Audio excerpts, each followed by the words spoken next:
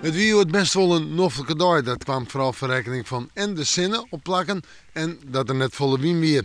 En je bij mij in Haas een meest bewolkt waartype, maar dat zoek ik de kustgebieden hier niet meer bewolking. Morgen hebben we overal wel zinnen. Wel, het waren van joen en vannacht. Ja, het is nog heel tijd winter, hè. Ik denk dat we uitkomen zomaar bij de 0 of -1 op de eiland, -4 of -4 graden op het Versteloon. En dat is nog altijd een licht ontmatige frost. Verder flink helder waar, maar ik kon eens op dampbare mist dat daar toch geen glijdens ontstaan. De wind, die docht het nog altijd een zwak op zijn heegst matig. En die komt uit noordelijke richting naar noordoost.